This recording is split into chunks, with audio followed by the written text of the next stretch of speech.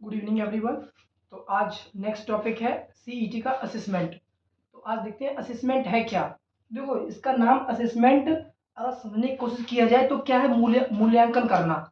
मतलब किसी जैसे कोई स्कूल है तो उसमें हम बच्चों को पूरे साल पढ़ाते हैं, पेपर लेते हैं और लास्ट में जो उसका रिजल्ट आता है उस बेसिस पे हम ये बता सकते हैं कि बच्चे का माइंडसेट कैसा है, इंटेलिजेंस कैसा है, सोचने की क्षमता कितनी विकसित है, कितना क्रिटिकल थिंकिंग ज़्यादा है।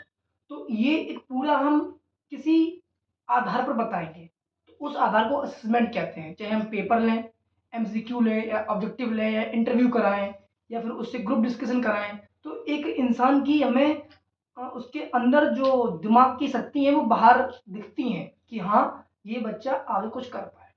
तो वही शब्द असेसमेंट, मूल्यांकन करना। तो ये पेपर में दिया गया था 5 नंबर में कि असेसमेंट है क्या। तो अगर डिफाइन की बात की जाए तो सबसे पहले हम डिफाइन पे आते हैं, डिफाइन एक्चुअली है क्या। तो assessment is the process of collecting, evaluating and interpreting information. क्या है असेसमेंट? एक प्रक्रिया है जिसमें हम चीजों मतलब इंफॉर्मेशन को, यानी जो व्यक्ति है या बच्चा है उसकी इंफॉर्मेशन को कलेक्ट करते हैं, एवेल्यूएट करते हैं और उसकी व्याख्या करते हैं, जिसकी वजह से हम ये बता पाते हैं कि जो इंसान सीख रहा था उसने क्या अचीव किया, वो बताएंगे असेसमेंट के जरिए। मतलब to determine how well learner has achieve specific learning object. जिस चीज के बारे में सीख रहा है उसने उस चीज को कितना अचीव किया, कितना उसके बारे में जाना, ये बताता है असेसमेंट। ऑब्जेक्टिव क्या है? तो सीखने के प्रति प्रगति जानना, कमजोरियों और क्षमताओं की पहचान करना, सुधार के लिए फीडबैक देना, अंक या ग्रेड देना, ये ऑब्जेक्टिव थे। जैसे मान लो कोई बच्चा है, 4 बच्चे हैं, 4 को असेसमेंट किया तो 4 महीने ट्रेनिंग दी गई उनको, फिर पेपर दिया गया।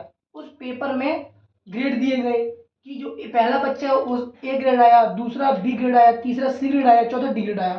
तो इसमें इनकी मानसिक शक्ति की जो ट्रेनिंग के दौरान गेनिंग पावर थी उसका पता चला, मूल्यांकन हुआ। इनके बेसिस पे हम ये बता पाए कि बच्चे ने किस तरीके से, कितना कुछ ने क्या सीखा। डिफाइन हो गई, ऑब्जेक्टिव हो गए। असेसमेंट टेक्निक, कौन कौन सी टेक्निक है जिसकी वजह से हम चीजों को मूल्यांकन कर पाते हैं। पहला ऑब्जर्वेशन मेथड। क्या है ये? Watching student during activities.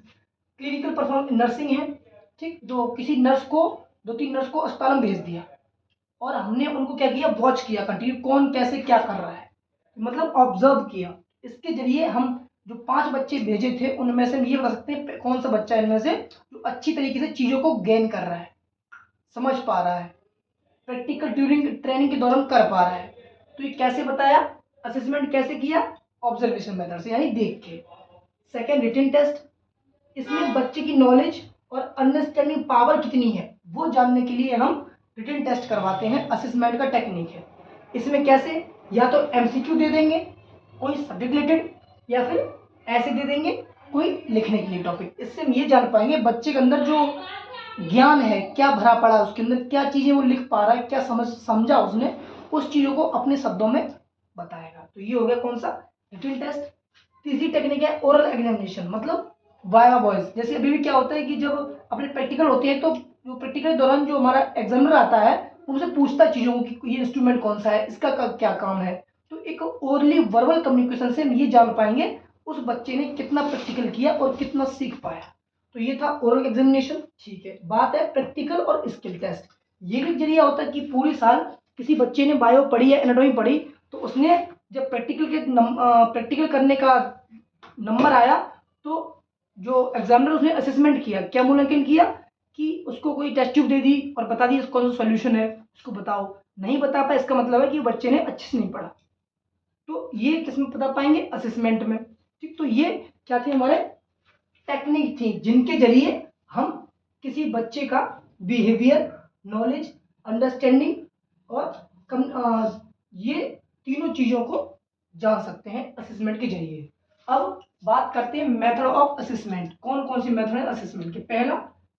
पहला है फॉर्मेटिव असेसमेंट, मतलब जब हम सीख रहे हो उस दौरान कोई हमको असेसमेंट दे दिया जाए, मतलब ongoing assessment during the learning process. सीखने के दौरान ही हमको कोई बीच में ही कोई वर्क दे दिया गया है जो हम पढ़ाई के साथ साथ सीख रहे हैं। एग्जाम्पल, मैंने एक चैप्टर पढ़ा, उसका क्लास टेस्ट ले लिया, क्विज ले ली, असाइनमेंट दे दिया, उसी दौरान एक चैप्टर पढ़ लिया, खत्म हो गया, या बीच में से टीचर ने क्विज दे दिया, पूछ दिया, तो ये फॉर्मेटिव असेसमेंट है। दूसरा बी, समेटिव असेसमेंट। ये हमारा क्या है, assessment at the end of learning period. अब क्या हुआ कि पूरा हमने एक साल कंटिन्यू पढ़ा और फिर जाके हमारा एग्जाम हुआ, उससे जो रिजल्ट निकला वो समेटिव असेसमेंट है। जैसे फाइनल एग्जाम या प्रोजेक्ट। इससे होगा क्या, जैसे एक क्लास में अगर 20 बच्चे हैं तो 20 बच्चे ने सेम पढ़ा, और जब लास्ट में पेपर हुए उनमें से कितने 15 पास हो गए और 5 फेल हो गए। तो जो पास हुए तो मैं ये समझ में आया कि हाँ, इन 15 बच्चों ने अच्छी तरीके से नॉलेज को गेन किया, समझा, तब जाके इनका रिजल्ट आया। तो ये हमने 15 बच्चों का असेसमेंट किया और 5 बच्चों नहीं सीखा तो फेल हो गए, तो ये समेटिव में आ जाएगा। थर्ड, डायग्नोस्टिक टेस्ट, जिसे प्री टेस्ट कहते हैं। ऐसा टेस्ट जिसमें क्या, conduct before teaching to identify learner strength और वीकनेस।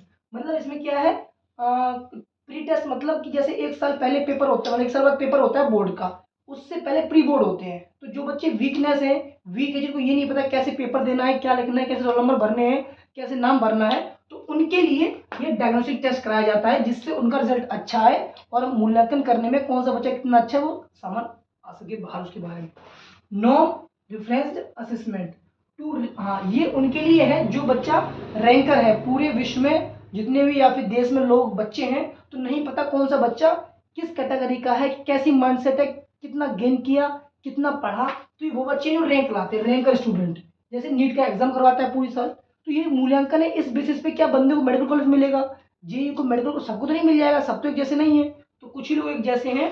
तो ये असेसमेंट के जरिए यानी नॉन रेफरेंस के जरिए हम बता पाते हैं बच्चों का रैंक जो अपना पढ़ने वाला है वो। Last, Pir and self assessment. इसमें क्या है, to promote self reflection and peer feedback. मतलब ये क्या है, बच्चा अपने बारे में खुद अवेयरनेस होता है, खुद चीज़ों को सीखता है और अपने सेल्फ को सही करने की कोशिश करता है, बेशक अपने किताबों के जरिए या फिर अपने माइंडसेट के जरिए, जैसे चाहे वो। तो ये था असेसमेंट का, जिसमें आपको डिफाइन लिखनी है ये वाली। ऑब्जेक्टिव तो यहीं आ जाएंगे क्या, कि नॉलेज गेन करने के लिए, अंडरस्टैंडिंग पता करने के लिए, और क्या कहते हैं ये बिहेवियर पता करने के लिए। ठीक, ये 3 ऑब्जेक्टिव हो जाएंगे। टेक्निक ये 3 और 4 हो ही गई, मेथड में ये 5 है। तो ये था आपका 8 नंबर या फिर 5 नंबर का क्वेश्चन असेसमेंट। बाकी मिलते हैं नेक्स्ट वीडियो में नेक्स्ट टॉपिक के साथ। तब तक के लिए थैंक यू।